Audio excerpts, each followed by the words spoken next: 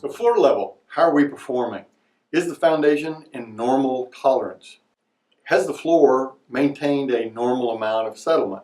Is the floor still level? Is it still functioning in a normal fashion, like the other homes in the neighborhood?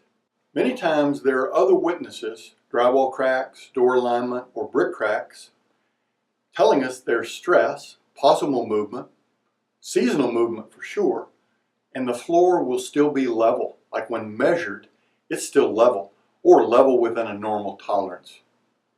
What do I mean by normal tolerance? Generally what I've used for 30 years is 1/4 inch in 4 feet, 1/2 inch in 8 feet, 3/4 inch in 12 feet, and 1 inch in 16 feet.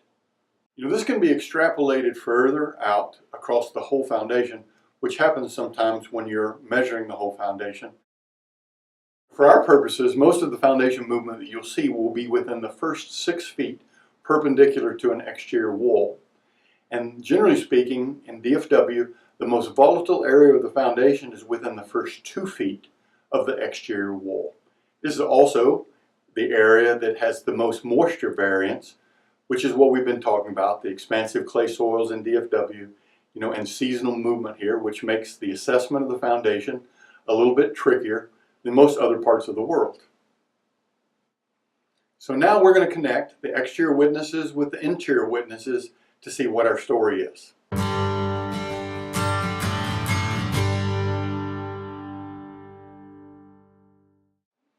Starting on the outside with the mortar line, I look down the corner from the front of the house and I see that the mortar line is deflecting toward the back corner.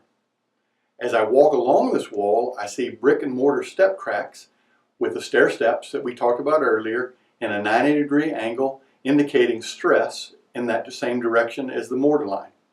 As I continue to walk along that wall, I see brick and window separation laterally toward the deflection of the mortar line and toward the stress of the stair step cracks. Then I get to the other corner and I find that the frieze board is separated as well. So on the exterior, we have all 4 witnesses there. The frieze board is separated, the brick and window alignment has separated, the brick and mortar step cracks have stressed, and the mortar line is deflected from one corner to the other.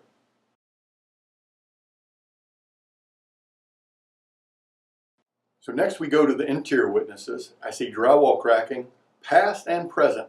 I use the flashlight trick to look for the patching, and I can see patches. But I also see recent drywall cracks that are open. Then I see that the door is misaligned as well. It's sticking. It's perpendicular to the exterior wall where we have all 4 witnesses corroborating the same story, and the door is sticking. It's pinching. It's misaligned toward that exterior wall. And then the floor is measured, and I'm 2 inches out of level and 8 feet. There we have 7 witnesses all telling the same story.